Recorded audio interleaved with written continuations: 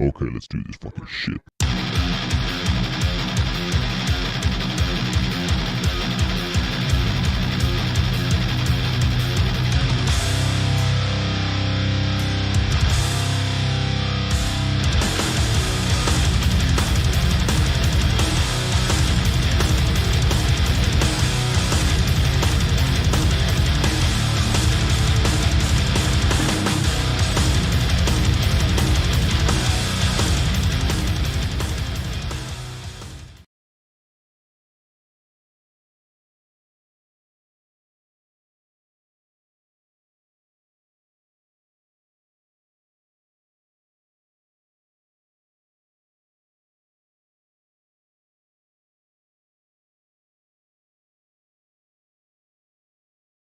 Yeah, it doesn't look like we have any audio, dude, for some reason. Hold on. Let me see if I can fix that real quick. Yeah, it doesn't look like we have any audio, dude, for some reason. Hold on. Let me see if I can fix that real quick. Yeah, go ahead and talk, man. Okay, so we're good. All right. Like I said, we are live. Okay, Episode so we're good. 157. All right. Let's go ahead. Like I said, before we start the show, how are you guys doing? live. Okay, so Episode we're good. 157. Pretty good.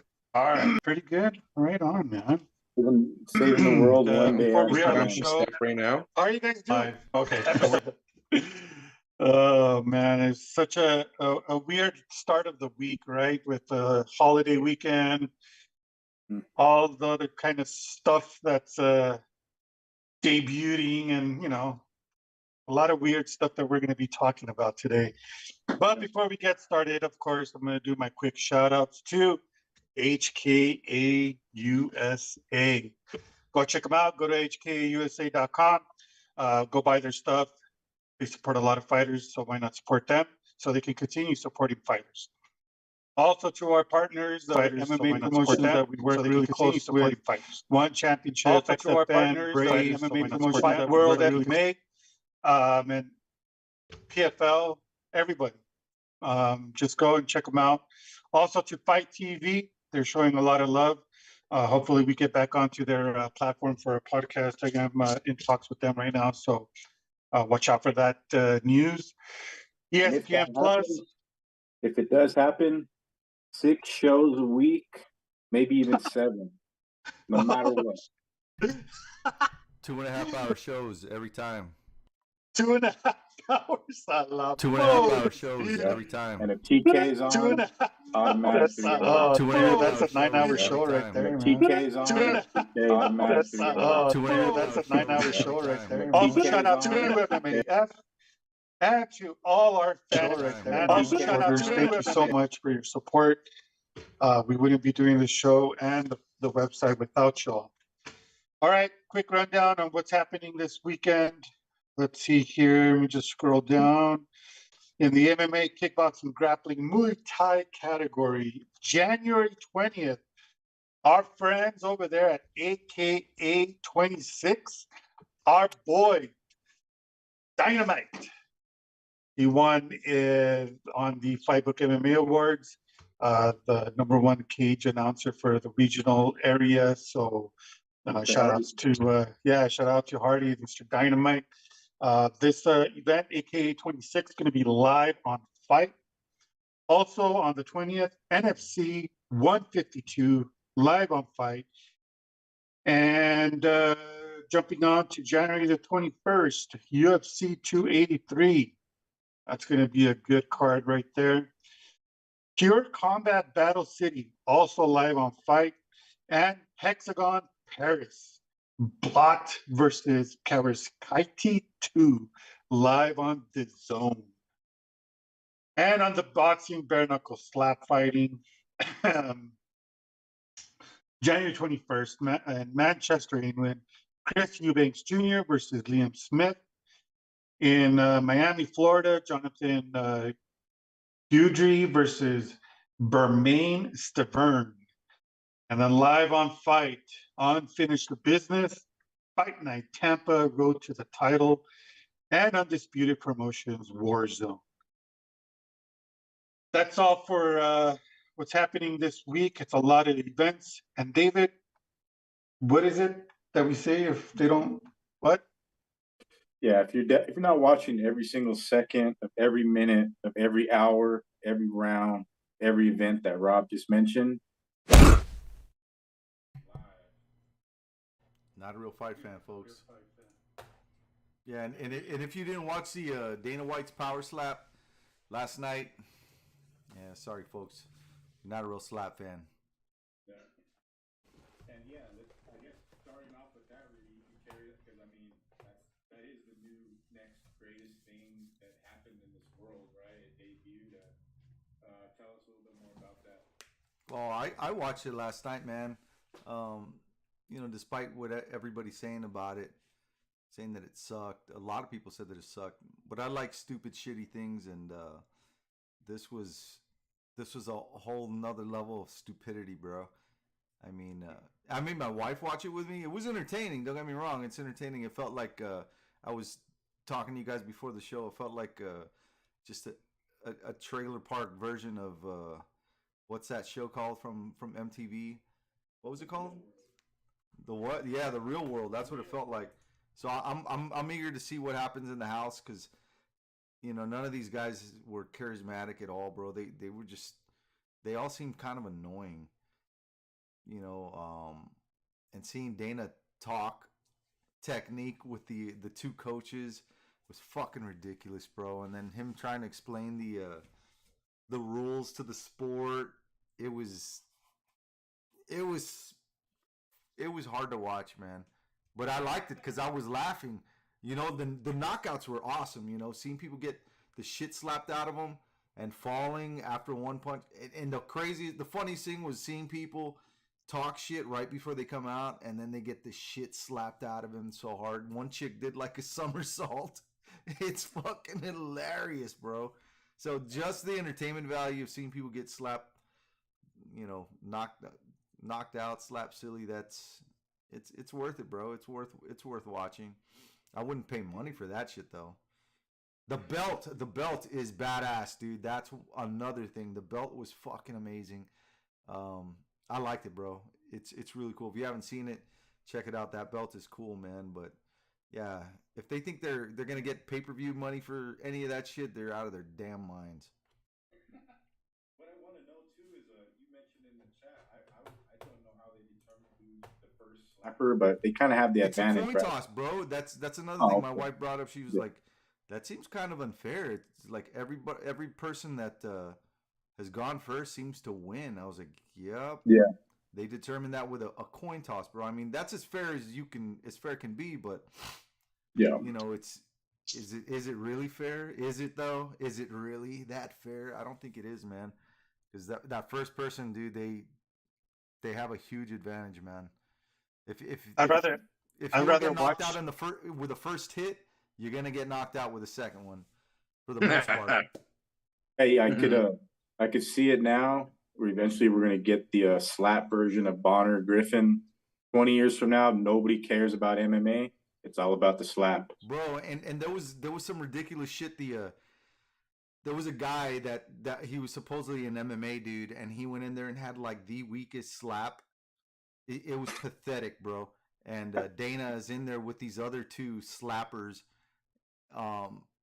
breaking it down. They're like, well, you see, I mean, it doesn't matter how much you train in MMA and how good you are at boxing and you know what your technique is or whatever. Things are completely different when you step inside this cage, inside this ring, you know, and you have to slap somebody. You know, there's a lot of technique that goes into that wind up, and then you landed at the right angle. Like, bro, shut the fuck up.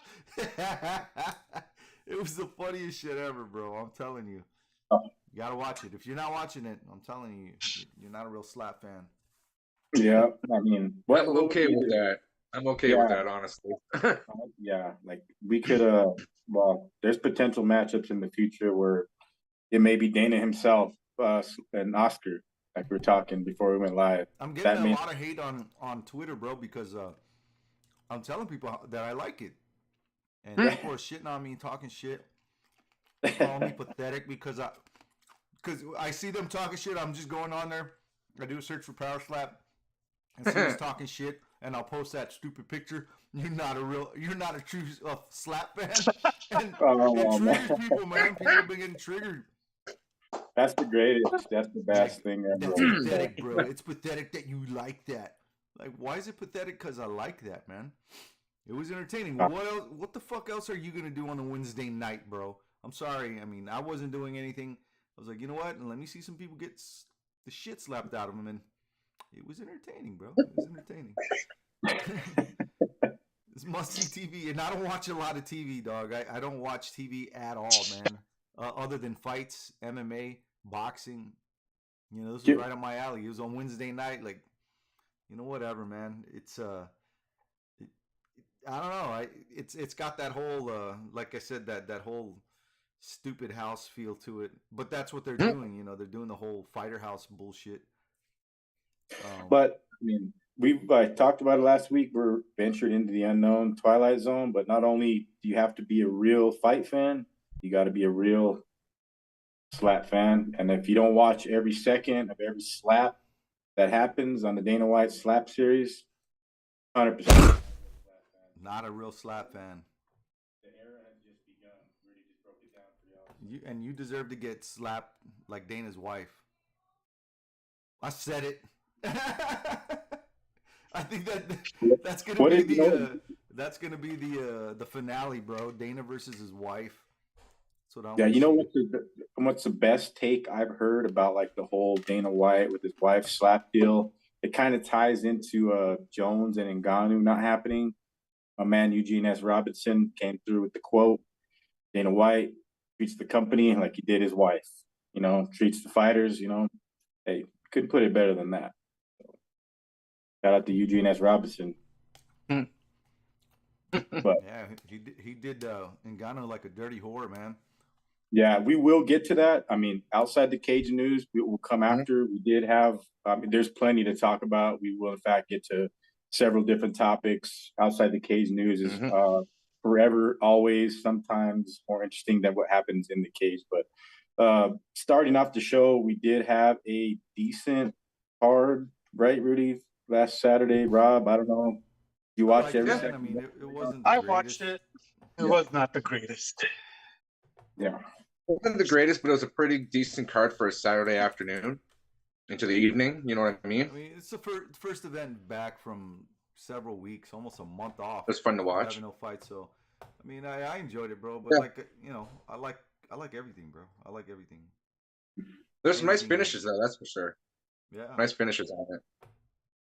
So sandwich of the night was definitely Strickland Imavov, right?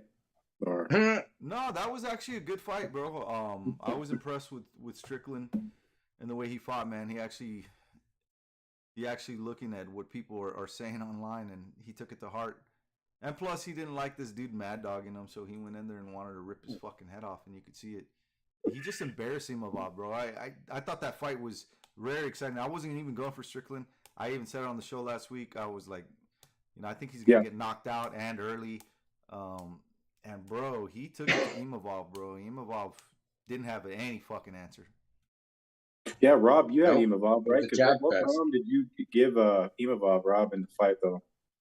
Well, considering that Strickland was coming in, days notice, I was giving Imavov Days notice. Yeah, man. yeah, I was going to give Imavov at least to probably into the third round to finish the fight. But fuck, man, Strickland he's a G, man.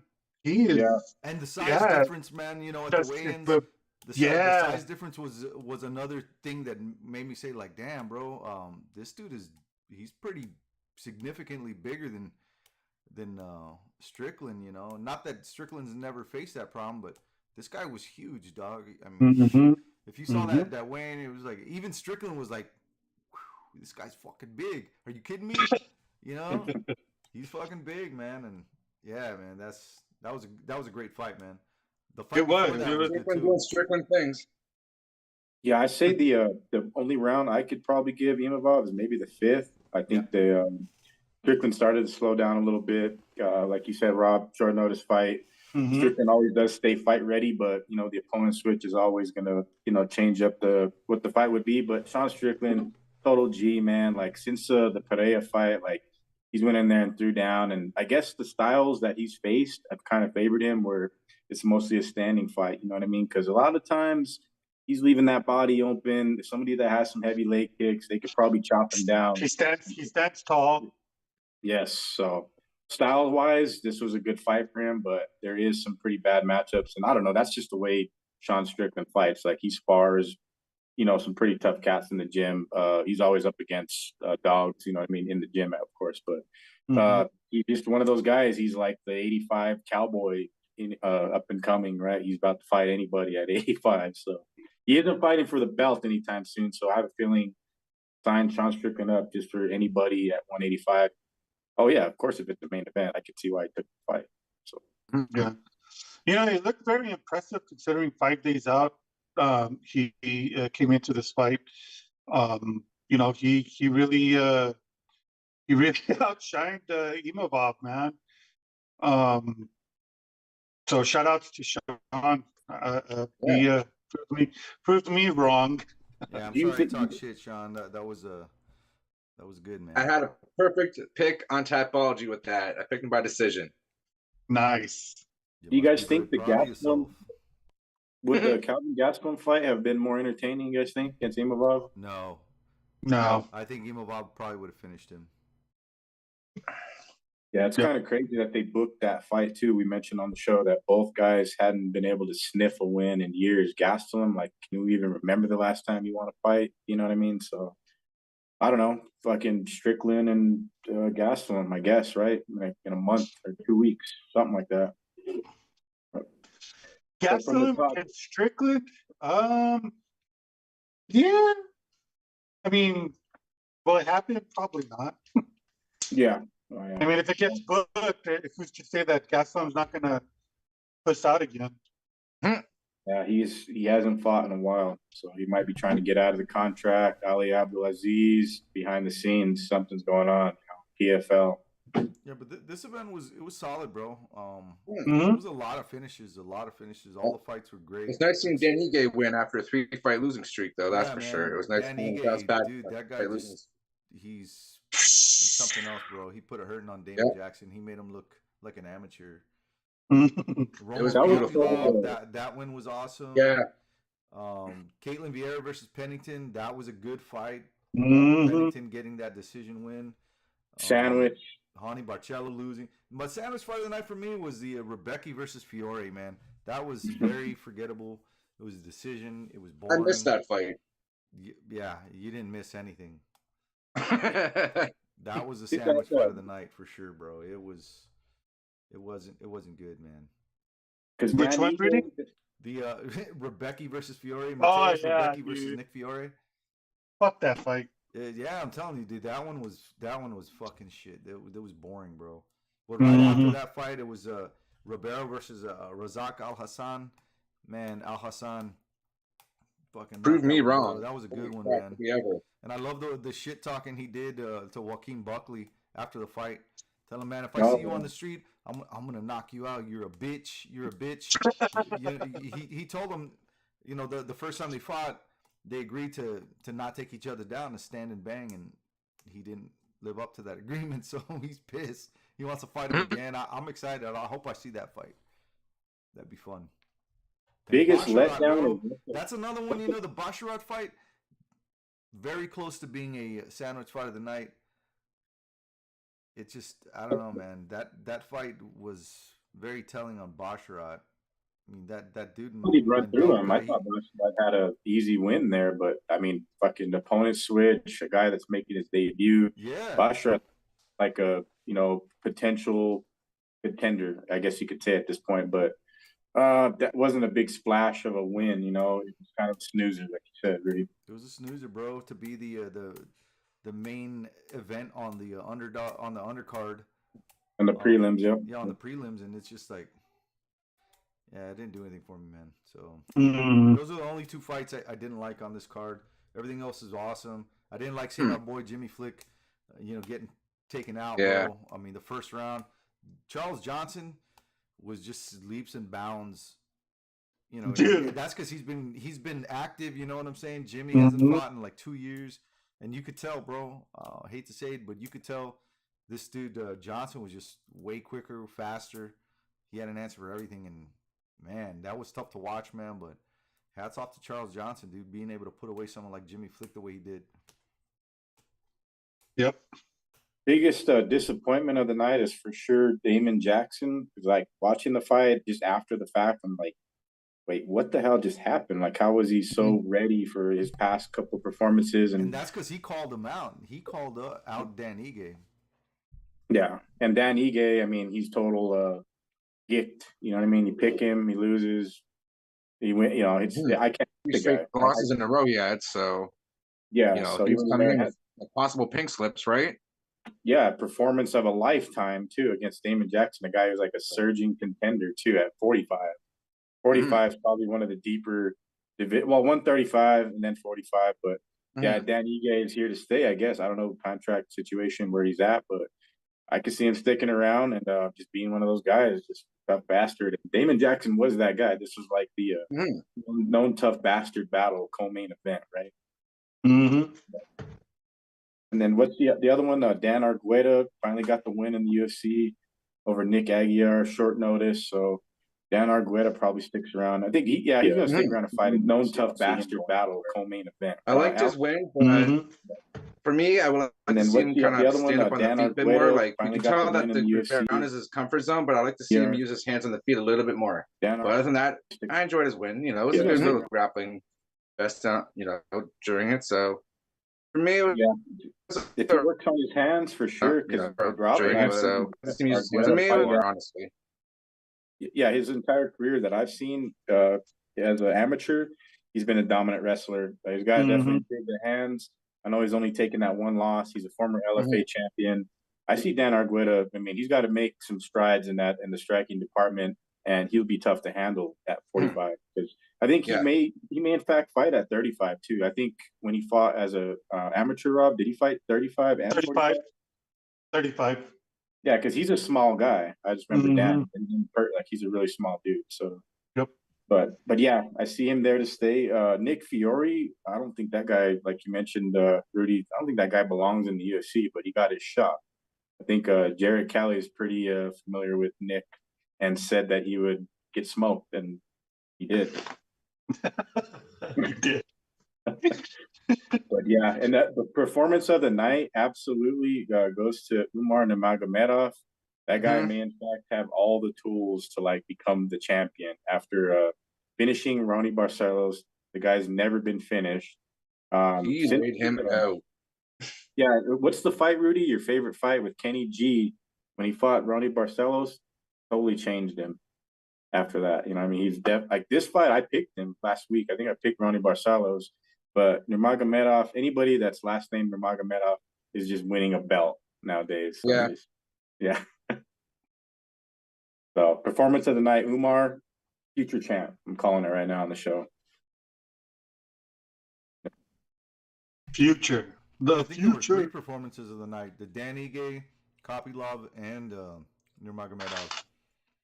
Oh, and Nacimiento. So there was 4. Yeah, see, that's kind of cool that they gave Nascimento the performance of the night because usually it's like short memory. The main card guys get it, and Nascimento, we mentioned on the show, he's a guy that trained with the former champion Charlie Olives, and he's pretty nasty on the ground. And what did he do? He went in there and first round, you know, easy work, you know, probably the easiest fight in his career. Probably. Yeah, he's fought some good competition too. So Nascimento's he's a tough bastard, man. So and at 125, he's a little outside of like top guys, you know what I mean? Because there's plenty of top dudes that like we're gonna talk about the championship fight here later on the show. We got guys like Mateus Nicolau, you know what I mean, that deserve a shot, you know what I mean, that are up there. So we need to get Mateus back on the show too, Rob. Before we need I'll to reach figure out. I'll reach out to Mateus and see if he wants to get back on because I know he's from.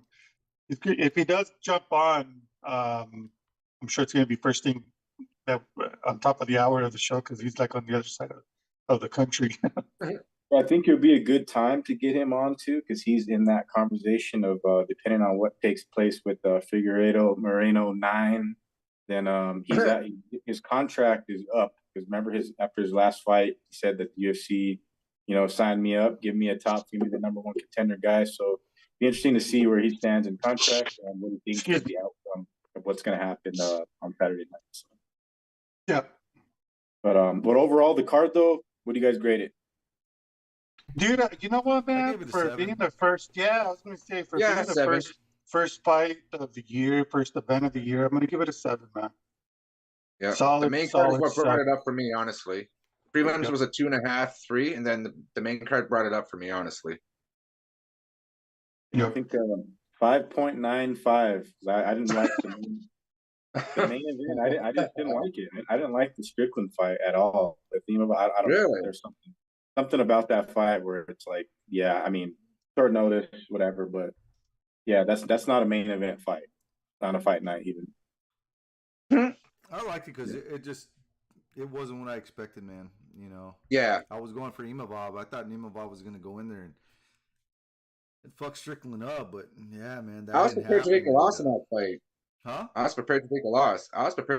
In that fight, but you know what I mean? Strickland came in and just jabbed him, doing Strickland things, right? It is what it is. Yeah. But the one thing I do love about Strickland, he's in that weird place now where he is going to be called upon to fight, last minute opponents, and he's very outspoken. He says some crazy shit. He owns everything he says.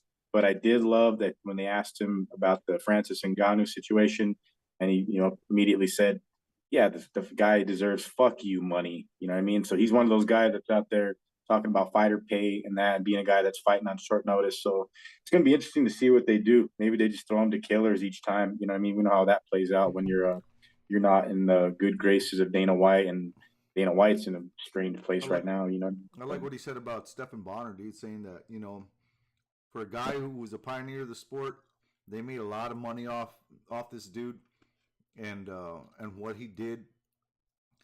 Good point. Get the UFC off the ground. Giving him a piece of that money, even a fraction of it, would have changed his life forever, and maybe this wouldn't have happened to him, That's you know what, man, that's a good point. I think if they would take care of their fighters, I think a lot of the fighters would be super happy. Yeah, I mean, there's a lot of dudes, bro, that I don't know. I mean, ultimately, your life is what you make of it, but a little bit of money could change people's lives. You know what I'm saying? Especially if you're putting your body, your health on the line, man. Chasing glory, chasing fame, chasing money, whatever it is that you're doing it for the company. You know what I'm saying? And I don't know. He made it. He made a great point, man. Yeah. Right on. Well, let's jump on to the next segment, our outside the cage news. Rudy. Outside the Cage News. We've been waiting years upon years, and 20. How many years now, Rob? 20 years. Wow, Now 20 years. Now we It's been got 82 years. well. Thanks, Dad. Everybody that's listening to the show or hardcore, we know what we're getting to. So we're going to start this outside the cage news off with the unfortunate news of Francis Ngannou not being able to negotiate and get the deal that he wanted with the UFC. He expressed his frustrations. We all heard the details about what his demands were, what he wanted. It's been going on for 2 straight years. They couldn't figure it out. The sad thing about it is we gotta, as hardcores, as real fight fans, we gotta live with. We're never gonna see Francis Ngannou fight John Jones. Never. Never gonna. We've said it on the That show. honestly sucks. I've said it with pyramids up on the screen that fight would never happen. Yep. Yep. So Called it. the unfortunate news led to John motherfucking Jones is back. Signs an 8-fight deal, and he's fighting Cyril Gane. Hopefully. Hopefully. No, Let's- that's gonna happen for sure, bro. Let's just hope that Gon doesn't get hurt or Or Jones has doesn't some, get arrested. or Jones get arrested. But you know what though? But I think this fight is going to happen though. I think with this new contract that John Jones signed, I'm sure, like Dana White said, he is the second highest paid UFC fighter, probably now up from what Brock got paid. Because we all know Brock Lesnar was the highest paid MMA fighter on their roster. And now that Dana White says that John Jones is now the second one, so hope he's probably making 10 to 12 million per fight now. See, and it's kind of weird that he went ahead and just was like, "Fuck it, an 8-fight deal." Like, I think that's a mistake, in my opinion, because I don't know, man. Like his contract that he was on previous was going to expire next year. Like, I don't know if they forced him to he has to take the 8-fight deal, and they will give him the title shot because of Francis's situation. So that's pyramids in its own. But I think I don't know. Are you guys disappointed in the Gane booking? I know the Ngannou fights, like that's like the Couture Fedor fight that we never got to see, back in the day. So here we go again, another fight that we'll never see. That would be the biggest fight, like Nick Diaz, Conor McGregor. I mean Nate Connor's status. You know what I mean? But I don't know, man. The Gane fight, I don't like it. Like I think Jones crushes Cyril Gane. I mean, I don't care I'm if not a he's fan of Oh. Gane, dude, but I mean he's next in line, so I don't see Yeah. why it wouldn't be him. And then this officially makes Sergey Pavlovich the scariest guy in the heavyweight division now that Ngannou's gone, right? Oh yeah, bro. That's one dude that I think John Jones is gonna definitely have to keep on his radar, man. Yeah. Yep. Who the hell beat him? Didn't Overeem beat him, right? He smoked him. And after that, he's just been laying waste to everybody else since then. So, Dude, Popovich has been fucking destroying fighters after that loss, and it's showing, and he's improving. So, like Rudy said, John Jones need to keep an eye on that fool because when the time comes, Jones better be ready. He's coming for that lunch money. Fuck because yeah, that, he is. because that 8-fight deal, say Jones fights all those 8 fights, like name opponents for Jones. Like, say he does go on some incredible heavyweight title run. He's going to have to go through Pavlovich. He's going to have to fight Curtis Blades. He may not even get past Gane in some Okay. but we seen Ngannou with no knees take out Gane. Jones shouldn't have a problem, right? Like, No.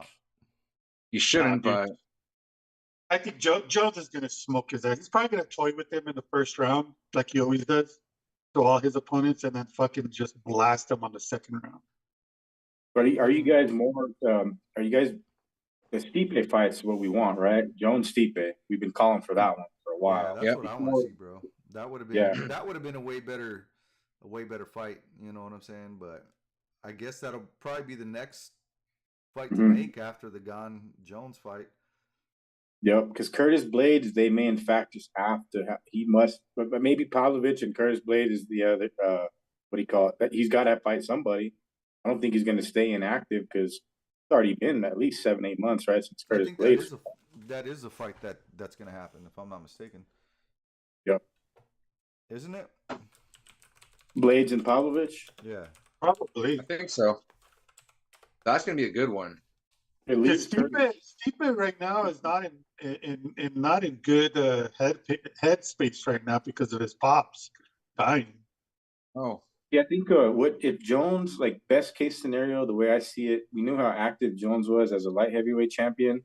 As a heavyweight, if he could continue that trend, say he smokes Gone, I think he takes a Stipe fight, he takes the Pavlovich fight. So maybe that's his plan. But that 8-fight deal, I am not a fan of that at all. I don't get it. I don't understand that deal. Well, it could be that he's just that damn confident, bro, and Mhm. has seen the landscape of the heavyweight division and says, you know what, I think I can run through 8 of these motherfuckers. Yeah. Because I mean, He'll probably, what, Derek, probably fight one of them twice. yeah, because Derek Yeah. Lewis was the scariest man heavyweight for a good time. Tuivasa was a scary guy. He's no longer the scariest guy. It's Pavlovich, like we mentioned, Curtis Blades and Stipe. So those are the top 3 guys. And like you said, Rosenstruck. yeah, well, that's a crazy. I mean, you never know. It's Jones at heavyweight. that's a dark horse probably in that division right now. Yeah. Yeah, because I don't see think so. anybody else coming out of nowhere that's just like Someone that Tom can Aspinall. shock Jones, I think. Yeah, like say Tom Aspinall never got hurt. Maybe he comes back and he's a guy that's just the Chris Weidman of heavyweight, ends up becoming the champion. You know what I mean? Eventually, but yeah, it's a crazy scenario. I mean, we lose out on Ngannou Jones, one of the greatest fights that ever could have happened in the history of the sport. And we get Cyril Gane. I mean, I'm not knocking Gane. He earned his keep. He was the former interim champion, you know. But No. I don't know. I don't. French. Yeah. We know what Sean Strickland thinks about French people, right? Oui. But yeah, so we finally have made it, boys.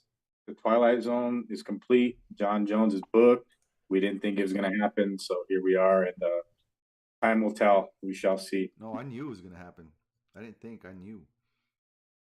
Yeah. Well, We deep down inside, we all knew it was going to happen. We just had to keep calling it out on every fucking show for the Yeah. last 30 years until it finally happened.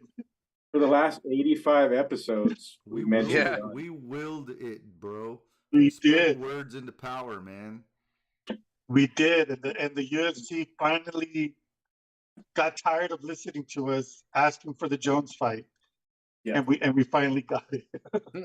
We finally delivered UFC, but hey, it's the wrong fight. But oh wow, you got John Jones back in the mix. So, but yeah, there was plenty of fight bookings at the UFC because I mean, of course, Dana White's got the slap scandal. He's like, "Fuck it, MMA fans, let's forget about the slapness." We got Jones, we got Kamaru Usman, Leon Edwards trilogy. That fight's official for UFC London. We thought we weren't going to get that. That's definitely official.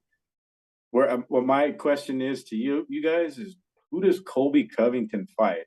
Chimaev? Because he's got to fight somebody, right? Man, that's a good question. I mean, Leon, if he does fight Chimaev, I mean, will Chimaev even like make it into the weigh-ins? yeah. You know, Yeah. if they do book it, who's to say like he does make it? And if he does make it to the weigh-ins, who's to say that he says, "Oh, I can't fight. I hurt my ankle." Because Rudy Lara's with me on this one.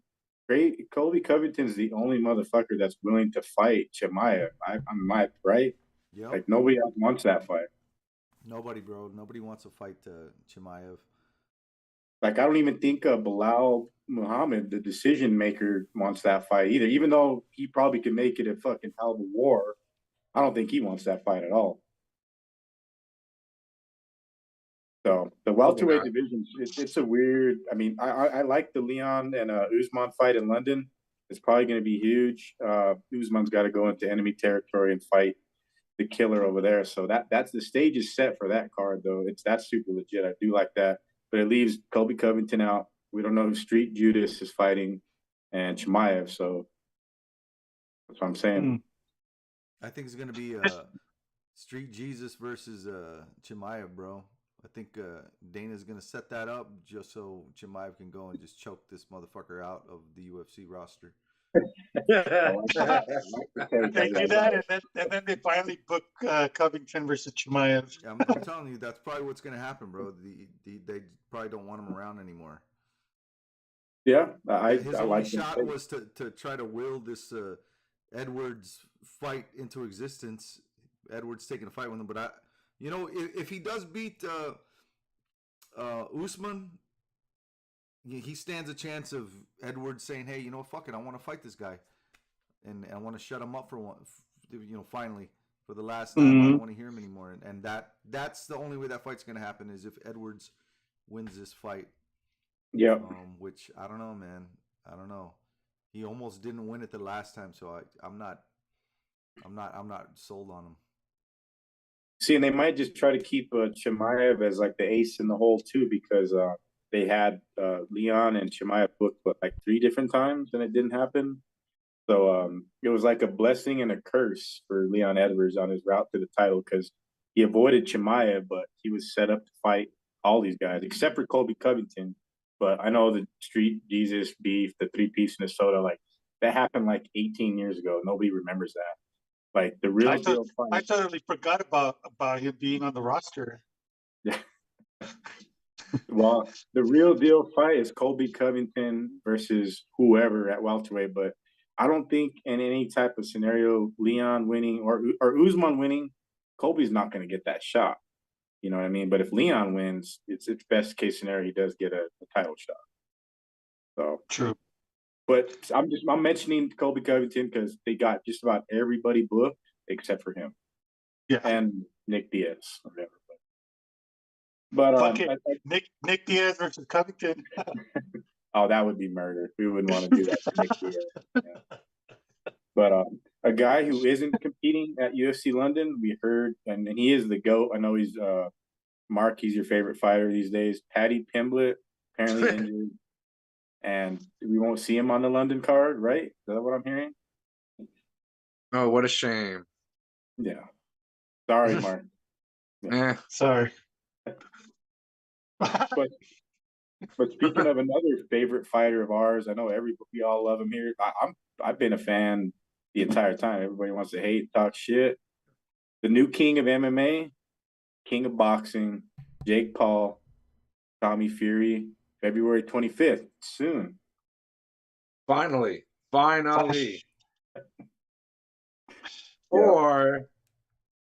it doesn't happen again. Or does Tommy have a weight problem again? Well, guys named Tommy usually have weight problems, so true that. Shout out Tommy D. Tommy fucking D. Is it the same stipulations where if Tommy loses, he has to change his last name to some weird fucked up last name?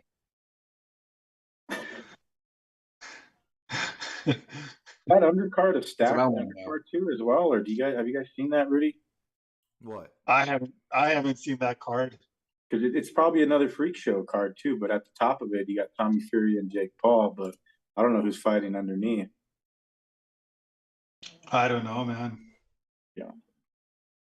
Well, I don't even think they've released that information yet. But either way, Jake's the king of boxing. He's saving boxing, and he's going to save MMA 2023. Yes, he is. Yes, he is. Mark my words. But no, PFL is going to be on the rise to almost being #1. Hey, Ngannou's going to fight for PFL. So what the hell? You know Dude, if Ngannou does in fact get a contract with the PFL, holy fucking shit. Because he And is. PFL has the money. They have the money to pay what he wants. Yeah, and there's interesting fights for him too. Like people don't know that there is some guys out there that he could fight, but it's not like he's going to be completely like just sold his soul to the devil like a UFC contract. He'd be able to go and box Tyson I was Fury. just gonna say that. Bro, Yeah, so he'd be able to do that's whatever he wants. ridiculous. Tyson Fury will fucking destroy Ngannou, dude. I don't even want to see Ngannou fight, a real boxer, bro. Because a real boxer is gonna fuck him up. Did you see how tired he was, dude? In any of his fights that went past like the second round, the dude gasses out. Imagine 12 fucking rounds with a monster like Tyson Fury. Tyson Fury will fucking destroy you, bro. Destroy you. That's not even funny. Tyson Fury would go out there and fucking destroy Ngannou. I'll say it right now. I'll say it a million fucking times. Ngannou doesn't stand a fucking chance in hell against Tyson Fury, bro. And that's with Tyson Fury not training. Exactly, bro. Just getting off the fucking couch, finished eating a slice of pizza, and he goes I'd and much fights. rather see Deontay Wilder and Ngannou fight. That would be fucking entertaining. I was just gonna say that. I was Bronze just Bomber gonna versus say. Ngannou. Yep. Now that would be a fight, bro. I don't want to see Tyson Fury against anybody. Tyson Fury will beat everybody. I don't give a fuck. But Yeah, Wilder, 100% agree. the Bomber, he likes to go out there and fucking bang. You know what I'm saying? And Plus, he gasses out before he gets to the ring too. both of these motherfuckers do. So that's why it's a perfect matchup. Yeah, but see, that's just best though that Ngannou. We'll find out over time the move that he made, which he does think that's the best thing for him was not to continue with the UFC to drop the belt, and then at this point now, like he's never been like as a heavyweight champion. Stipe Miocic, like he's one of the best ever, but Ngannou will just never know. Like he never will be able to have fought John Jones. You know what I mean? Never. I don't know, man. I think that was the biggest mistake for him, dude. He shouldn't have. He should have kept being the champ, dude. Prove your point, cement your legacy, and move on. That's just me, man. It was, I don't know, not happy the way that we got robbed. Honestly, we got robbed of the fight. Yeah, I wonder how long they had that on like the grease board where they're like, all right, worst case scenario, Jones and Ngannou, we're stripping Ngannou. You know what I mean? They probably already had that planned as soon as Ngannou was talking about not renewing his contract the first time. So they're already, the matchmakers in the back were already all right. Jones is ready. Ngannou's gonna be the he's gonna go into that slap house, bro, and slap the shit Oh out my of everybody. god, dude! Yeah, because I mean, one slap of Ngannou, your fucking head is off your shoulders. He's gonna kill everyone. They should have Derek Lewis in the slap series. Just take him out of the MMA and just pure slap series. Slapping the shit out of everybody, man. That's what I would pay to watch. Derek Lewis, I'll pay pay-per-view shit for that, dude. I'm in. See Derek Lewis slap all of these motherfuckers from the house. Do it. Yep. A tournament, tournament style slap fest. That's what I'll call it. Slap Fest 10. No. Well, on the subject of fighter pay outside the cage news, of course, Demetrius Johnson, who was pretty outspoken recently about some shitty salary pay that when he was the champion, like 8-time defending champ, getting paid garbage. How much was he getting paid? He was getting paid like $20,000 to win and $20,000. Shut up. Yeah, like some. Well, he got paid some shit money. Yeah, when he was the champion. God. Yeah, he took on Cruz. He got paid 60 G's. They pay you by size, bro. Depending on your size. So if you're small, you get smaller pay. Before he fought Cejudo, he had spoken about that they wanted to offer him 60 and 60 to fight TJ Dillashaw, and that's why he refused to fight. Because what the fuck is that? That's like, fuck, bro. How could you live off of 60 grand? See, and that's why I think the Cejudo fight. I mean, you can live off of 60,000, yes, but by the time he's done paying whatever he needs to pay, he probably takes home like 40,000. And that's for a guy that was like one of the longest reigning champions of all time in the UFC. And it kind of raises pyramids for that Cejudo fight. Because I still think that fight was like, that wasn't Mighty Mouse in that fight. He wanted out of the UFC. I mean, so after the fact, now that he can talk shit, it's a big deal now with Ngannou. He was the flyweight GOAT. He is the flyweight GOAT. There's no one better than him, flyweight history. And that's why Outside the Cage News won fighting championship. They are coming to the States, and it's going to be in Colorado, not too far from where Rob and I are at. And the trilogy against Adriano Moraes, super legit. That belt that Demetrius has now is probably worth more than anything he got paid in the UFC. Bro, for sure. And obviously he's getting paid more than what he was making in the UFC. Yeah, for sure. Yeah, no, it's a shame though, Bro, because I I mean, heard that the chef who makes the Fuck It Friday challenges gets paid more than Demetrius Johnson's did. Oh my God. Now that's fucked up, Octagon bro. girls That's get paid fucked more. up, right? I mean, think about it.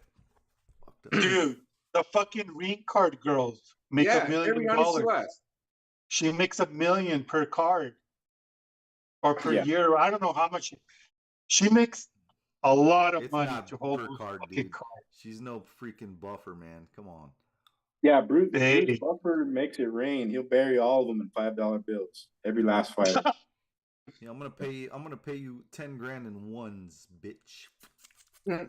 He probably has one of them electronic gun dispensers, bill dispensers. Yeah. Wads of No, bills. Buffer's jacket on a card, on a pay-per-view card, is worth more than what Demetrius Johnson got paid, right? In his entire Wow, career. his brother's worth even more. Yeah. Yep. Man. But yeah, the forever or never-ending discussion of fighter pay, which is just, like I said, I'm mentioning Demetrius with the Ngannou because you got two of the GOATs, like possible. I mean, Mighty Mouse for sure, the GOAT. Heavyweight, we'll never know about Ngannou, and we're robbed of probably the biggest fight in UFC history, in my opinion. The General Yeah, Ngannou fight. On the fighter pay, bro, going on Twitter, I saw a ton of fighters in the in MMA, bro. You know, in the UFC and other organizations talking shit about Power Slap. Like, dude, why would you invest so much money into this sport and not instead of the sport that you already have and the fighters that you already have? You know, they're pouring a ton of fucking money into this, and a lot of these guys are like, "Hey, man, you know that could have gone to us. What the fuck?" And I kind of tend to agree because this, if you saw this shit, bro, I'm telling you, I liked it, but it was fucking stupid, bro. It's fucking stupid, and just to think that, man, they're spending a lot of money on this shit. I mean, probably millions of dollars on this fucking sport and getting it sanctioned and all this other bullshit and making it a sanctioned official sport. That's got to take some money, man. So I don't know. It's gonna. Well, that's why the UFC Fight Pass has canceled a lot of events and a lot of shows and cut a lot of stuff on UFC Fight Pass just to fund this Power Slap. So I'm saying a lot of people aren't happy with that, bro, and I could see why. A lot of people refuse to watch it because of that basis. Just like, what the fuck, dude? You know what I mean? It's kind of like a power slap in the face to them.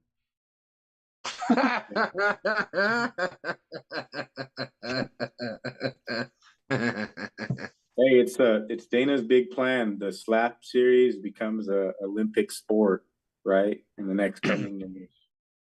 Man. What a time to be an MMA, a real MMA fan, right? Or a real slap fan at that. Because yeah. Fuck yeah. You know, I hope that it doesn't come back after season 1. It's just a fucking a stain on Dana's record for the rest of his life. Ooh, it's kind of like De La Hoya in drag.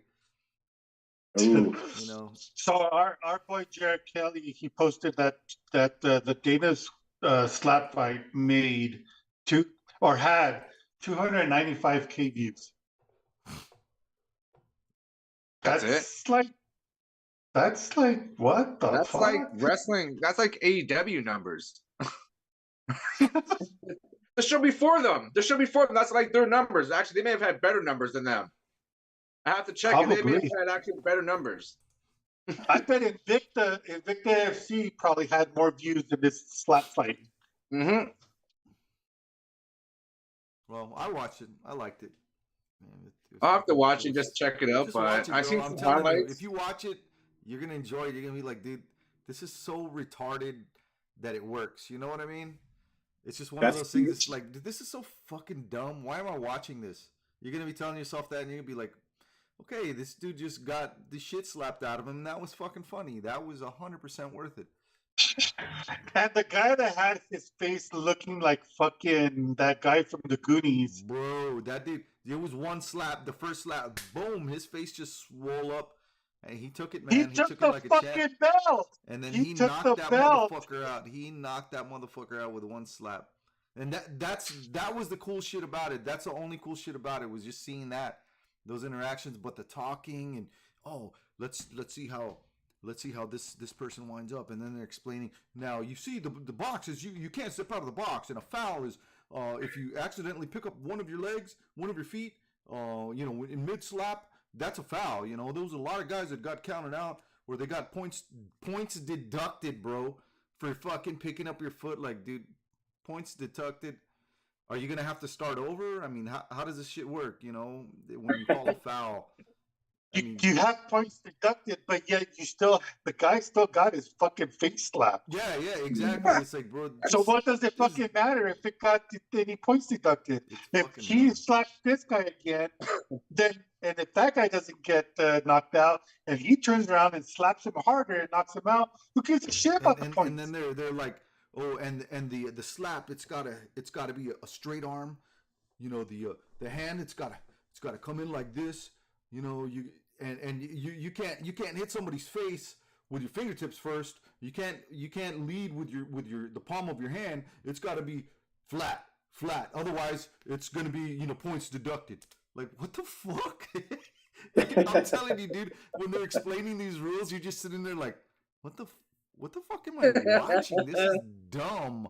And then you see somebody get knocked the fuck out. Okay, proceed. I'll keep watching this. No, He just looks very uncomfortable talking about it, and it's funny to watch this dude. It's like, bro, you're being fucking, this is dumb. Why are you doing this? But what's the whole point of having points deducted if this fucker can still knock that other boy out? I mean, it doesn't fucking matter. It's like retarded. Yeah, that's what I'm telling you, bro. It was like next level mental retardation, dude. That is dumb. That is dumb. No, well, honestly, guys, I'm gonna stop watching all combat sports except the slap league, and I'm gonna start arguing with everybody on Oh, Twitter. Jesus. Come on. Hey, that's what I'm doing on Twitter, bro. It's fun. Oh Being a real man, slap I'm gonna, fan. yep, fucking goddamn it, you better be ready for it. I'm coming. Yeah. But moving on, well, there is some cool fight bookings we'll get to. So to close outside the cage news, we didn't do cool fight bookings last week, but man, is there a shit ton. We mentioned the Usman, Leon Edwards trilogy.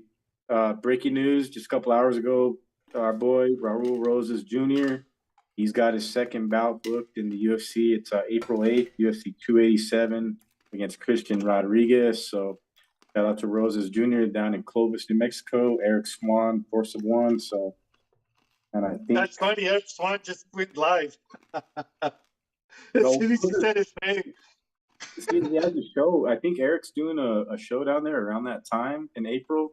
So we'll be down there, or Rob. Because I think Roses is supposed to be there at the show, and he has a couple guys on the card apparently. So, and April's coming quick. I mean, there's a lot of shit happening. The fight scene's kind of getting back to normal, right, Rob? In New Mexico. But, Yep.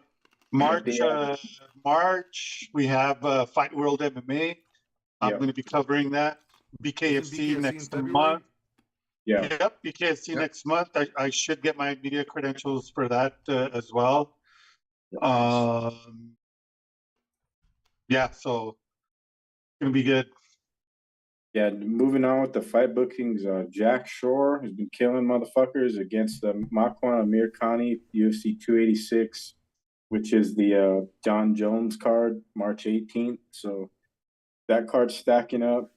Edson Barboza against Billy Quarantillo. That's added to UFC's Fight Night April 15th. I think it's believed the co-main event of that card right now. Because Dana White just said, "Fuck it, let's forget about me slapping my wife. I'm gonna give you all the fights I can give you." So we got because there's some good. T.J. Brown against Bill Algeo, April 15th as well, featherweight bout. What's another good? Valentina Shevchenko against Alexa Grasso, UFC 285. That's the John Jones card. So, Yeah. So does Grasso upset the world in that bout? You guys think or no? I don't. Well, so when I posted that article in one of the MMA groups, somebody commented and said that I thought Grasso wanted 2 more fights before getting the opportunity to fight for a belt. I'm like, listen, bro, if you're in her position where she's up there in the rankings and you get a call and said, hey, do you want to fight for the title? Yes, of course you're going to say yes. You're not going to turn that fucking shit down.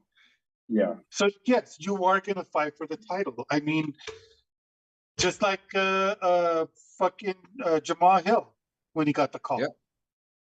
He was like, fuck yeah, I want to fight for the title. Yeah, So take the opportunity. Young. Yeah, they're both young. Grasso's already been in several main events. She had that snoozer that we talked about, possible snoozer of the year, but she's still here. She is against one of the goats.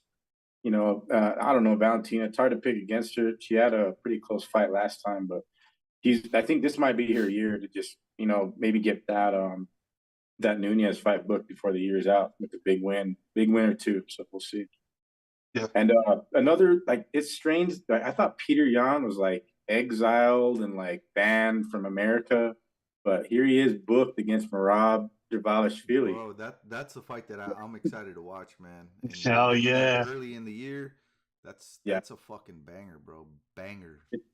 It's the main event of the fight night. It's in Vegas. I think they're doing the old school venue too. I forget the casino where it's at. It's where they used to do the Fighter House fights. That's where that show is going to take place. So I think MGM? No, the Fertitta Casino, whatever it is they own. The Red Rock. Yeah. So, but believe it or not, Peter Yan is still an active UFC fighter. I thought he was gone, cut, retired, banned from America. You know what I mean? So, but I like the fight. I love it. I love that matchup.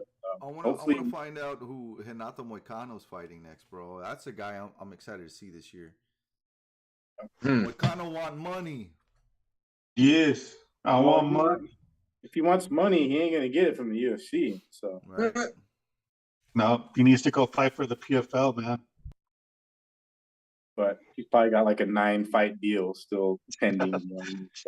But New Mexico, Michelle Watterson Gomez, her husband's last name is Gomez, so she goes as Michelle Watterson Gomez, better known as the Karate Hottie, fighting Luana Pinheiro, UFC 287, April 8th. So Michelle Watterson's still out there too. Always super tough, man. She's always grinding to the final bell, type matchup. So he's always must watch.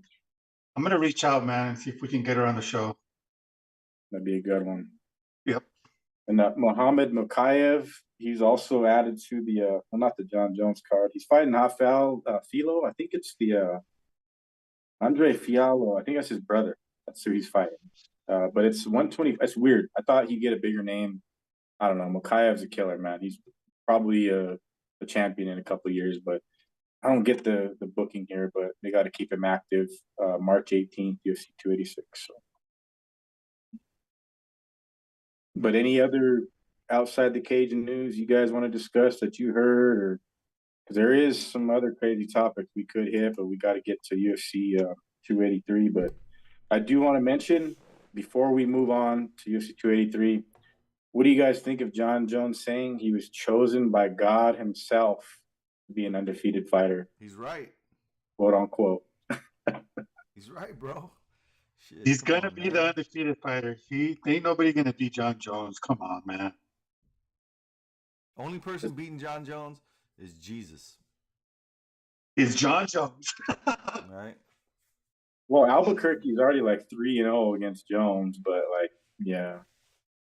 Well, did we mention about Alex Pereira eyeing his rematch against Israel Adesanya? Yeah, well, I don't know what date they're looking at that for though, but yeah, that's like I'm sure there was like a rematch clause when they booked that fight, so Izzy on a big time title run, so Mm-hmm. I like the fight. I like to see that again for sure for the fourth time, right?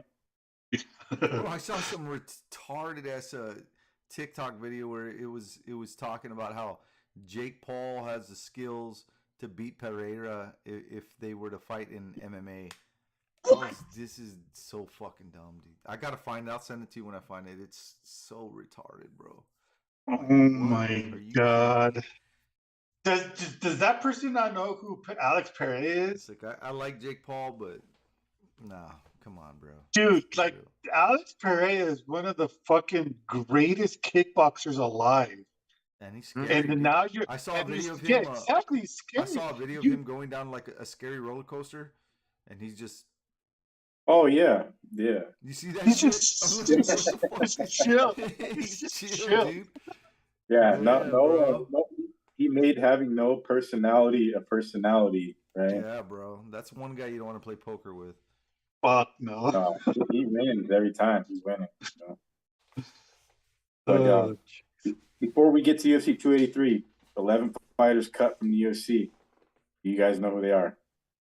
No. kind of, but say it. Brandon Davis cut from the Oh. UFC. Okay. Vince Morales, we kind of seen that coming. I think Rudy called it.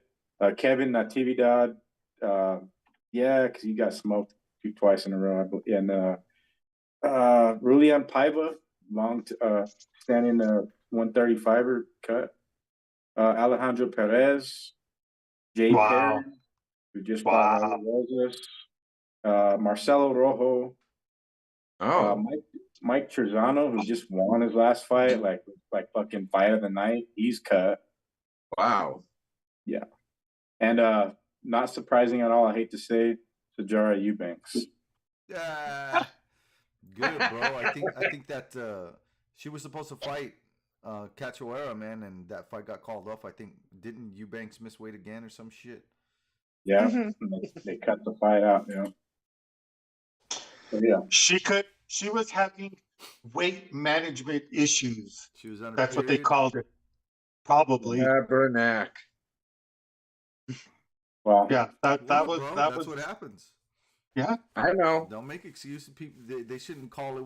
Just call it what it is, man. She's on her period, and hey, man, I'm coming She in a got little bloated. heavy today. I'm feeling bloated. I'm feeling bloated. man. Oh, another outside the cage news, interesting topic. I know people that are listening, or us included right here too, is Tracy Cortez and Oh Ortega. yeah.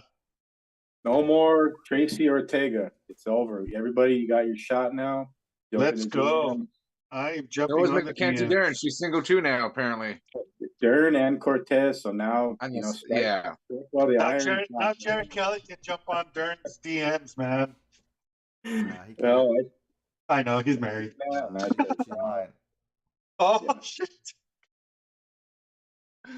I don't know. Maybe we'll hear about Brian Ortega fighting. I mean, 'cause we're talking outside the cage news. I love to see Brian Ortega in the cage, but yeah, the days of our lives, slap series, fucking Twilight Zone era. We are here, and we will continue to run with it. Mm-hmm. Mm-hmm. But we do have some fucking legit ass fights on a 15 fight card. I don't know if we're gonna get through all these fights, but No, let's just get to the main card first, and then if we have time, we got can some jump time. on. no. We could skim through all of these. Yeah. Okay, we're gonna- let's do quick picks on the prelims. UFC 283 returning to Rio de Janeiro, Brazil. Yeah, bro. I And mean, I just want to Brazil. start off by saying this card. I'm very inclined to just go straight Brazilian all the way. Yeah. Because most of these fights, the Brazilian is gonna win. But Yep. there's a couple of these fights where I'm a little scared that they won't. But I don't know, man. These fights that I'm scared that they won't. It's like But these Brazilian dudes that they're fighting against, they're like fucking undefeated. You know, it's their first fight in the UFC and shit. It's like I don't know. This is gonna be fireworks, man. This is gonna be a great card. Yeah, what do you guys think about the poster? I liked it, man. Yeah, let's start I off. think Let's I start think off it's with the legit. poster. It looks pretty good. I like it. Yeah, not bad. It's solid. It's clean. It's just done right. The big two kind of bothers me, but I like it. As you can see, displayed is our show art too to complement the UFC's work there. But yeah, definitely not overdone, not sloppy. But the two kind of bugs me. It's just too big. That's what she said. Too big.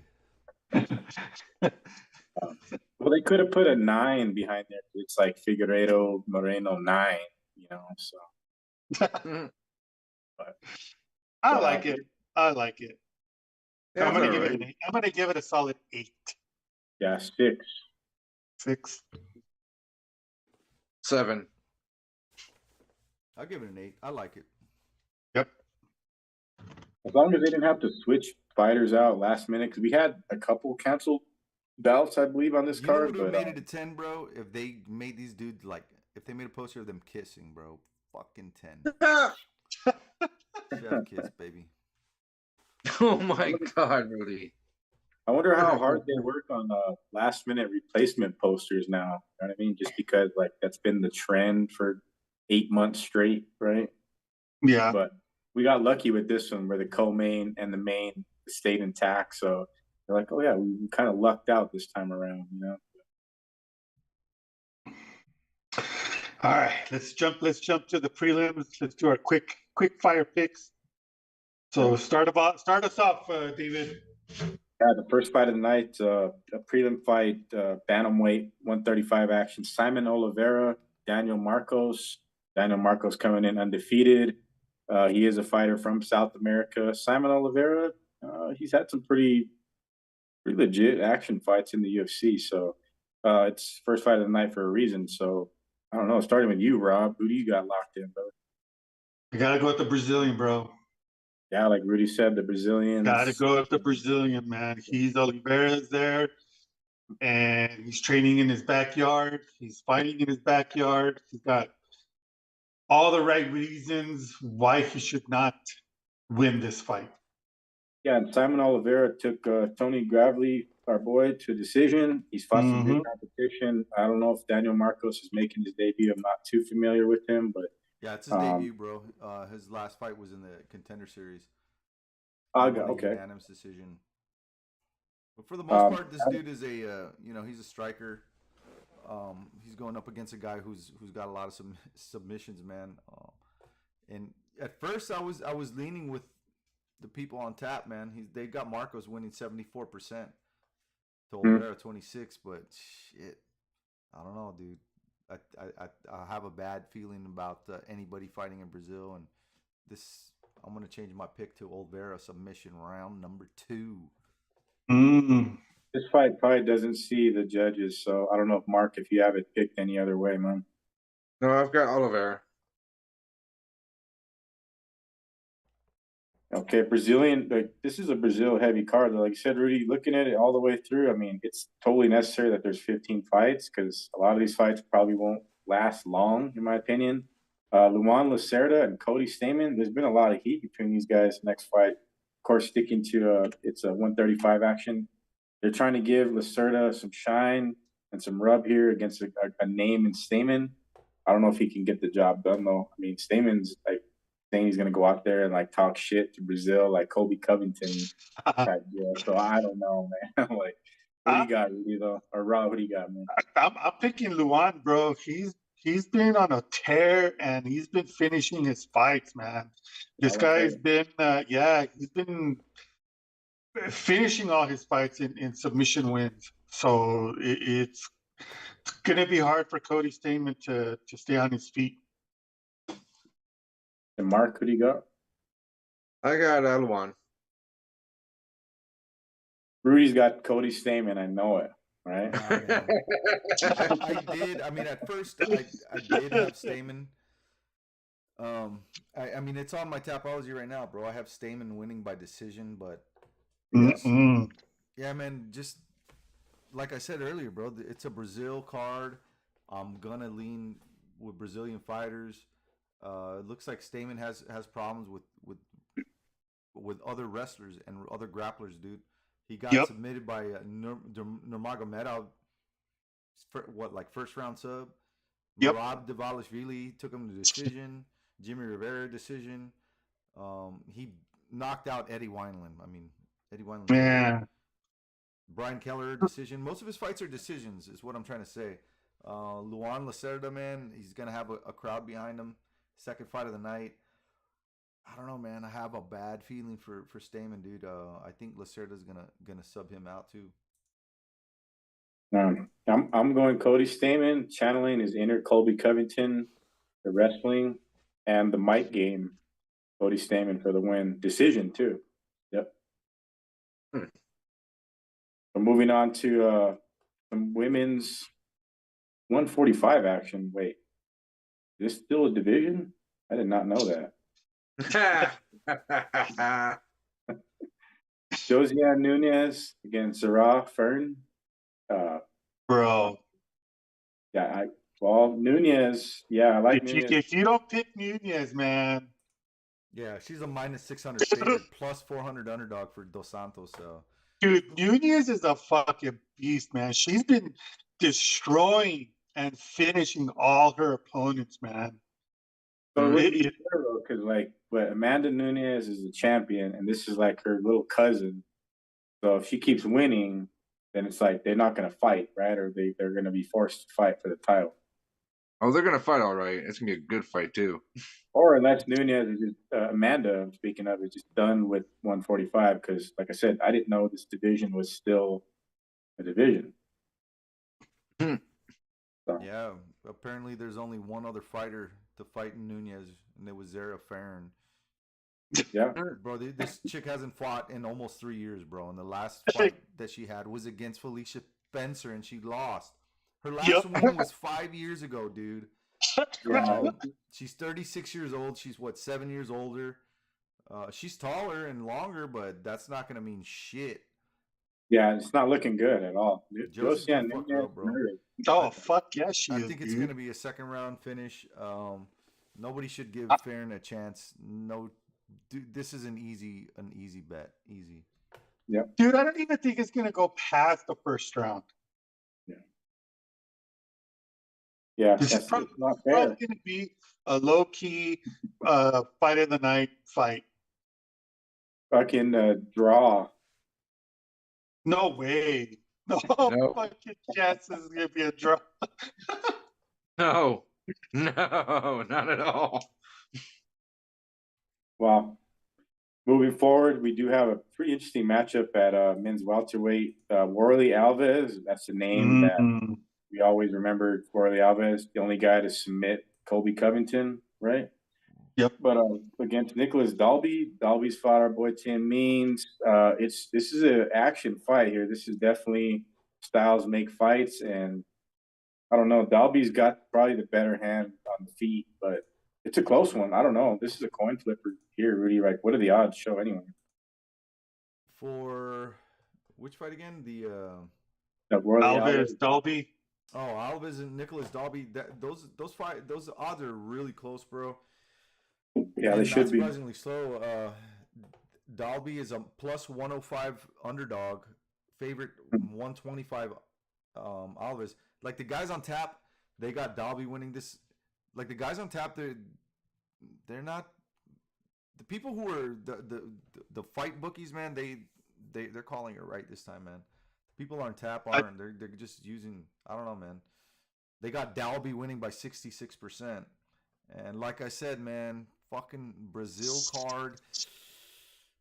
Anybody who goes in there who's not Brazilian is gonna have a fucking tough time, dude. If you're not gonna finish somebody, yeah, good luck, man, getting a judge to give you one. I think Alves has a chance to win this fight, passing the first round. Yeah, because Dalby, bro, most of his fights are decisions, man. You know what I'm saying? So yeah, Do you think somebody's going to be able to go in there in your backyard and win a decision against you? I mean, come on, man. I don't know. No.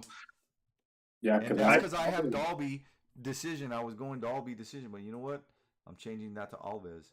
Yeah, man. I think Alves is going to win by decision. I don't know if he's going to be able to submit him or KO him, but I think this fight's going to be a one-sided decision, unanimous by Alves. Yeah, no, I pick Alves in this one. I was excited with Brazil. Last time he fought a tough bastard in Jeremiah Wells. I don't know if Wells has been booked since, but he's been on the shelf. But Alves, man, for sure in Brazil, I like his shot here because Dalby is a little bit chinny, and Alves could probably, mix it up enough to maybe get him down, finish the fight there. But I think he could probably finish him on the feet, like. It's just one of those deals with those Brazilian guys. You think they're going to choke you out, they got a chance to get the submission, and they get a fucking knockout. And I have that feeling about where they are. And the next fight up, I kind of have the same feeling as well with Ismail Bonfim against Terrence McKinney. Bonfim, I don't think hasn't lost a fight since like 2012. 2015. Yeah, so and last time he lost was to Moicano years and years ago. And this was like jungle fights or something like that. But Terrence McKinney's a tough bastard. He really is. Like the last time he was out there, yeah, because he's going in enemy territory too, and he's a guy that likes to go and show out and leave it all out there too. Because his last fight was nasty against Ghost Pepper Gonzalez, first round finish. So this fight definitely delivers like low key right here. I'm gonna go with Terrence McKinney in the fight. For sure. I don't know, man. I'm going for Marreta, man. This guy has been on a tear, like I said, undefeated since 2015. He's been winning, some of his fights by decision, but they're hard-fought decisions, and I don't know, man. Yeah. McKinney's he's a tough bastard. And he does go for the kill, but fuck, man. Ismail, man. That's my pick. Nah, this is one I'm gonna go with McKinney, man. It's a hard pick, dude, because it is. Yeah, it's just McKinney. He's gonna go out there and I think he's gonna finish Bonfim. It's just a step up in competition, man, for Bonfim, and I don't know, man. I don't see this one going well for him. But I'm making a bet slip with just all Brazil. Yeah, I think McKinney will have enough, do enough to put this dude away. Mark, who do you got? You got McKinney. I know you do. Oh, of course. Yeah, we got McKinney. Yeah. Hopefully he uses the mic game well because I think this is kind of a platform. If he wins in impressive fashion, you can get a big name fight coming out of this one. And the fight after that, bro, the next fight is Jaitan Almeida versus Abdurakhimov. These are the craziest odds on this card. Minus 1,200 favorite for Almeida, plus 675 underdog for Abdurakhimov. Rightfully so. I don't give Abdurakhimov a chance in hell. Dude, I think Abdul's going to be fighting for his job, man. Yeah. 3 losses back to back. This will be number 4, so he's definitely gone. Pink slip. What if Jalton Almeida just like comes up and just smashes John Jones in like less than a year or two? Oh. Out of nowhere, chokes John Jones out like an Albert. I could see that happening, bro. I mean, this is another guy that I'd be scared of. Mm-hmm. I don't think he's got it yet, but Yeah, 2 years from now. Yeah. UFC 299. He chokes out John Jones in Vegas. And that's his 8th fight on his contract. Man. The fight after that, I really don't care too much for. Gabriel Bonfim, Munir Lazez. I don't know. That one doesn't interest me at all. The odds are real. They're pretty much dead even on that. Minus 179 favorite Bonfim and plus 141 underdog Lazez. I'm putting it on Bonfim. I think they're both Brazilian. No. Putting out the Brazilian. The other one's Tunisian. So yeah, definitely Brazilian gonna win. He's undefeated, 13-0. So yeah, Bonfim. Low key bloodbath fight of the night. I'm picking Munir Laziz. Ooh. Yep. But the next fight, it was a replacement bout. Like Costa's fighting on super short notice. It's his debut in the UFC. Thiago Moises was supposed to fight Kutateladze, which was super legit matchup. Yep. That's one fight we lost off the card. But I'm not picking against Moises. Oh, no way. I picked against him too many times. yeah, I'm not picking against Moistis, dude. Me neither. Especially not this Pinto-looking mother. No, I'm just kidding. Hey. He's a Pinto horse, bro. No, I'll always love Thiago Moises when he ankle locked Michael Johnson. Since that day forward, love you, Moises. You know. But the next fight, though, Moises is man, keeping you moistest.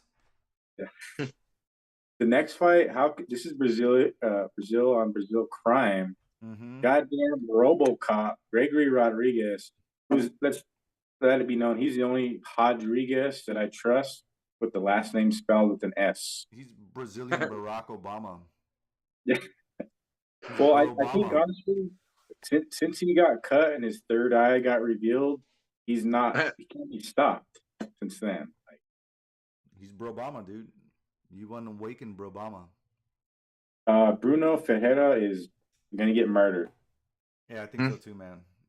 I do too. RoboCop is here for the win. He's here for the kill. You'll see the He's size gonna difference, give- bro, at weigh-ins. Oh, I mean, dude. he's got like a fucking 5-inch height advantage and like a 3-4 inch reach advantage. I just don't dude. see. I mean, we've seen guys fucking try to take off Rodriguez's head, dude, and literally split his fucking head wide open, and he still kept coming. You know what I mean? So Yeah. to think Bruno Ferreira is gonna go in there and do anything different, nah, man. You're gonna get fucking smoked, dog. The fight I'd love to see is RoboCop and Chimaev at 185. And those odds are pretty decent. Minus 350 favorite. Rodriguez Ferreira is a plus 245 underdog. I mean, that's nowhere near the J10 Almeida fucking odds minus 1200. Fuck out of here. Well, yeah, Rodriguez, since his third eye had been revealed, he will not be stopped. Oh, this next fight, this is one that I don't know, man. Makes me sad. I can't pick a Brazilian on this fight. This Mauricio Hua against Ihor Potieria. And Potieria is Ukrainian, so Mauricio Hua, this is his swan song. He said that he's not fighting again after this one. He knows this is his retirement fight. I think he knows he's going to lose. And he's going to do it in front of his home crowd. So whatever. I don't want to see it happen, but it's going to happen. And it's going to happen. Miracle if he does win. Again, I'm doing an all Brazilian bet slip, and he'll be on it.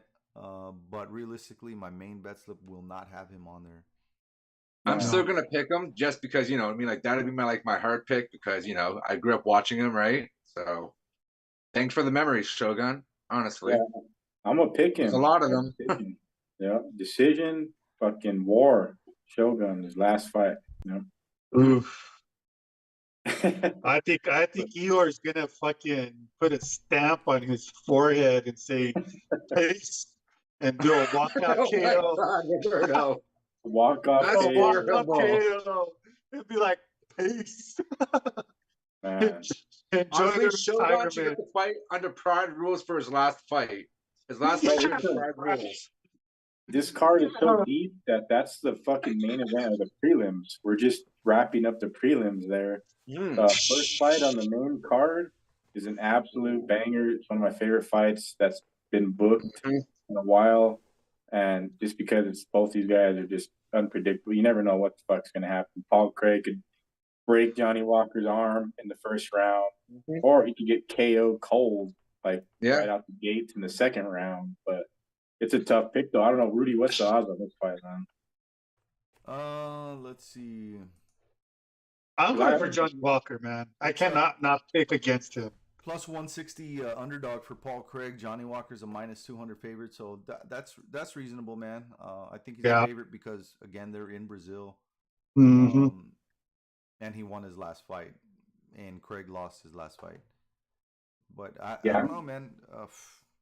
This is a good one. I'm gonna go with Walker, on a bet slip, but I think Paul Craig might have enough to finish him, bro. He's got enough tricks up his sleeve He does. to do something, man. I mean, and let's be real. Johnny Walker's not known for his ground game. You know, he makes True that. mistakes when he's scrambling with people. He makes some mistakes, man. And this is He one does. guy that you can't afford to make a mistake with. I think Paul Craig is gonna finish him with a submission. Yep.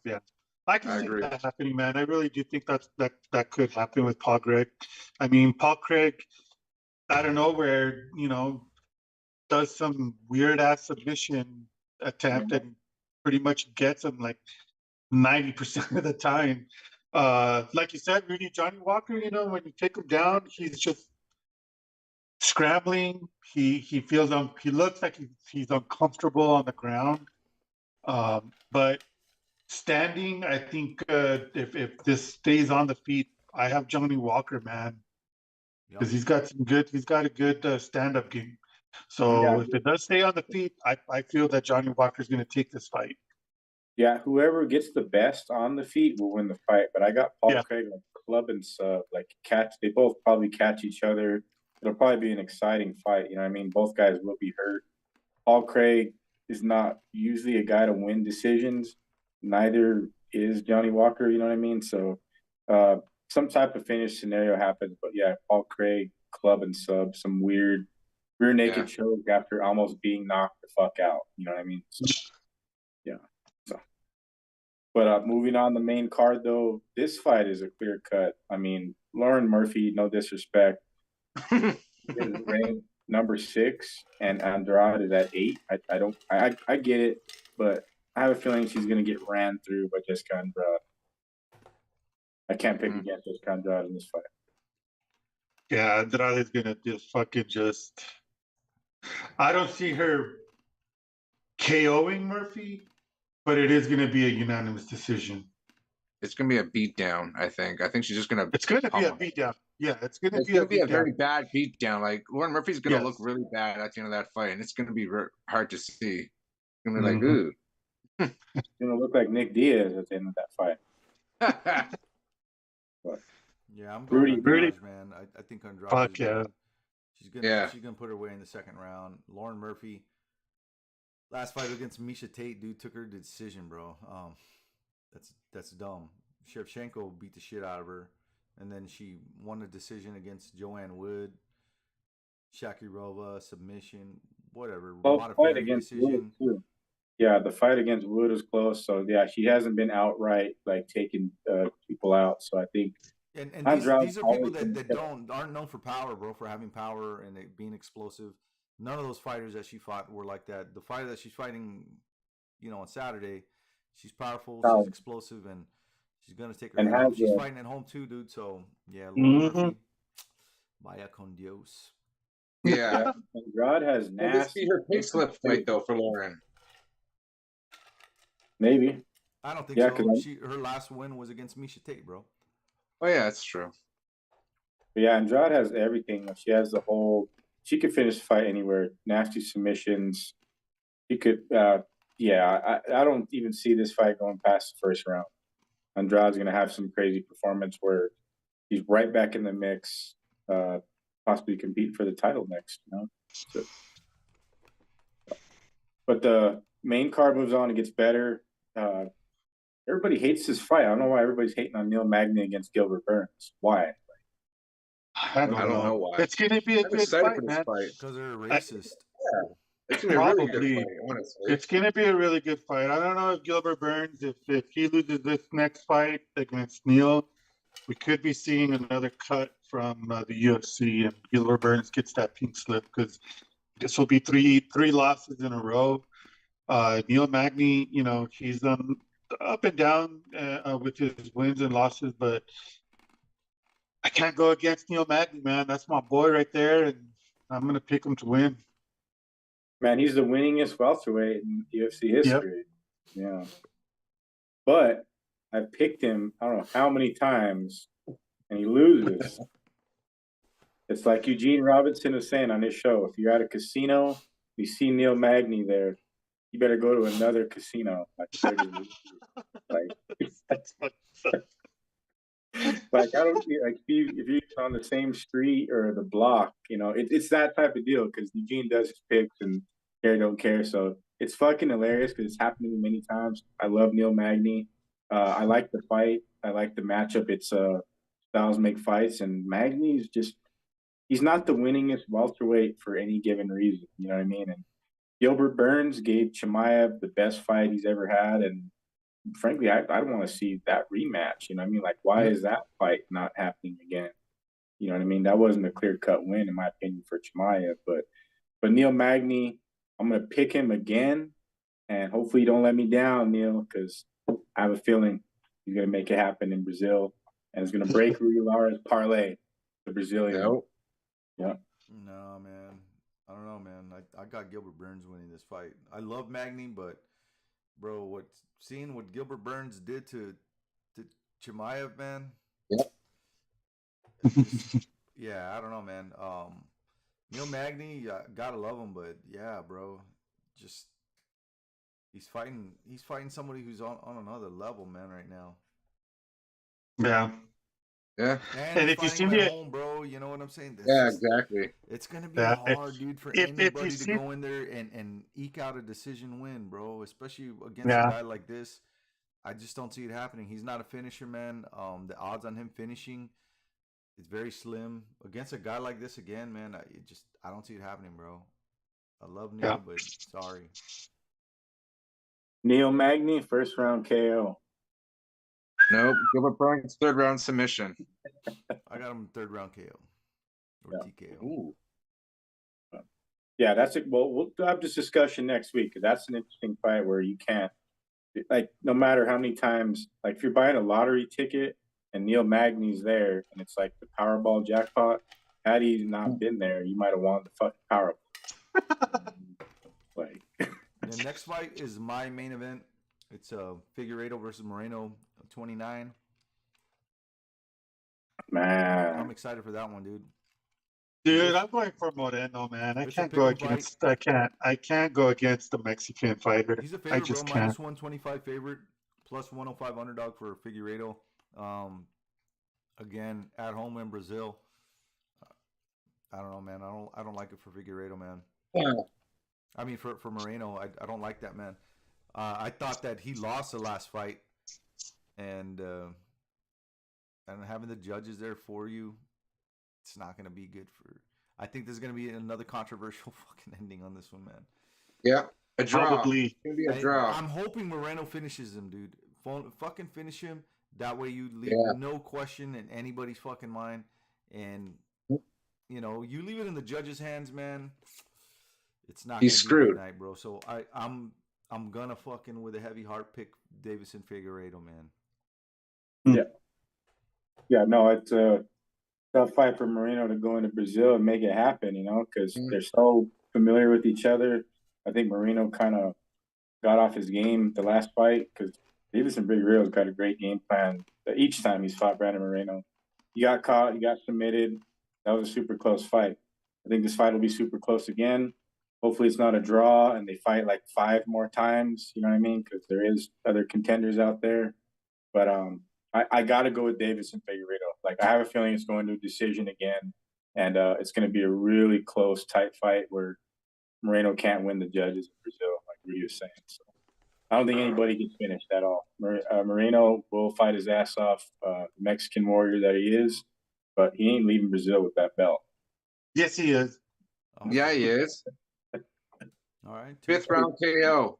Hey, if Figueiredo has the red streak in his hair, He's gonna have a brown streak. He's gonna be scared shitless. isn't that his signature? Boom. Figueiredo? Yeah. And then the main event, bro. Main event: Teixeira versus Hill. I'm not awfully excited about this one. I'm really not. I'm going for Jamal Hill, man. I know the old man strength. Glover, he's 43, but in fighting years, that's a lot. And I don't know, man. The way Prochaka, did I say his name right? Oh, I cracked myself up. The way he lost against him, man, he just made that one mistake, and that's how he got choked out. If he does anything like that against Jamal Hill, curtains, man, curtains. Yeah, Jamal Hill's definitely he's got heavy hands. So does Glover. That's where I think the fight can change at any moment. Just like the Yeah. Yuri fight, where both guys caught each other, hurt each other. Both had some great grappling exchanges on the ground. Glover's one of the best, just super dangerous at any given moment. Jamal Hill, we haven't seen him look too good on the ground. I know he's been training with Anthony Smith, and Anthony Smith was like a He alternate. sucks on the ground, bro. Remember what Paul He's the Craig did backup. to him? Yeah, Anthony Smith was the one, but I don't get why he was the alternate for the fight. This kind of fight. So, but he was training with Jamal Hill. Jamal Hill's like one of those dark horse low key guys where I even said it in 2022 that he in fact could be the champion. He fast tracked to the bout here where he's fighting the high level OG that's fought the greatest fighters of all time at light heavyweight. And count him out or not, Glover, man, like even after the war that he had with Yuri, I think he's game for this fight. Like big, like I don't know, he's out to like show out against Bro, Jamal Hill.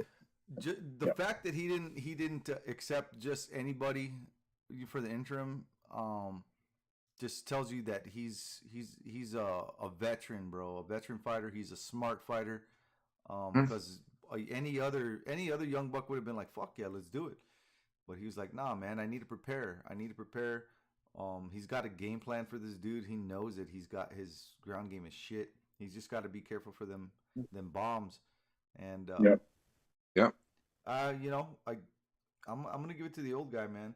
I think Hill has a real good chance of catching him, and clipping him with some power. But yeah, I'm gonna give it to the old guy, man. Yeah, I'm going Glover to Sheriff. I think Jamal Hill's going into the jungle where those Brazilian fans are going to be crazy. That given what will take place with Davison Figueiredo leading into the main event, I think Brazilian fighters will shine in the co-main and main. Old man jiu-jitsu, old man strength. I think he'll get hurt, and he's even more dangerous when he gets hurt. Glover Teixeira and New again. Sucks that we didn't see him fight last month, but Glover Teixeira gets that belt back at 43. What I would love to see, bro, is if he wins the belt and he fucking retires the champion. Yeah. Right there in Brazil. That would be awesome. Would be amazing, bro. Yeah, that's For Glover to do that, hell yeah, Yeah, man, that would right be off so. into the sunset. Hey, like, you know, I've reached the pinnacle. He Man. deserves I it. became champion again. Definitely deserves it. I ain't getting any younger, and this is, you know, on the biggest stage of his life, of his career. That would be ultimate, man. I don't think I would want to see him fighting anymore, man. You know, honestly, it's like, what else do you have to prove, man? I don't want to see you fight Yuri again. I really don't.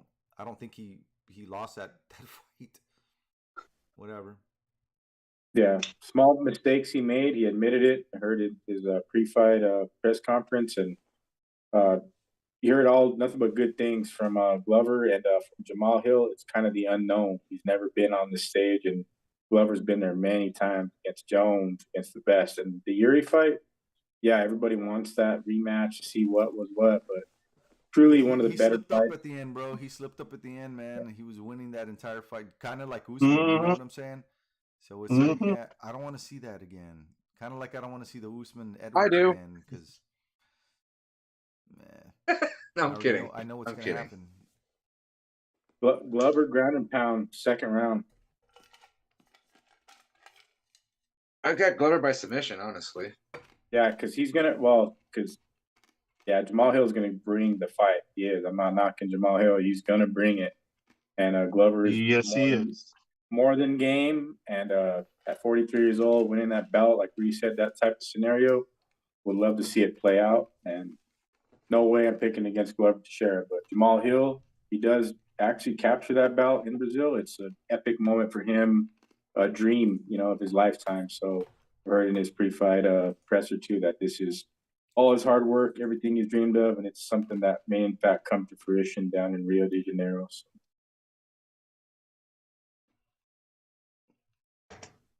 About that time, fellas. About that time. Well, that's our picks for tonight for this fight card that's coming up on Saturday. It is going to start late. Well, not late, the usual time, 6 o'clock p.m. Eastern time. Don't forget, we will have the live results on the website at fightbookmma.com and the weigh-ins coming up tomorrow morning. I will be doing the live weigh-ins tomorrow, so catch that at the website. Other than that, thanks for everybody that's watching and or listening. Really do appreciate it. David, you know what to do, man. Yes, indeed. History will be made on Saturday. Another big time card, first pay-per-view of the year. So definitely looking forward to that. Everybody, like Rob said, that's watching and or listening, appreciate y'all. Go to fightbookmma.com if you want all the latest combat sports news around the world, around the clock.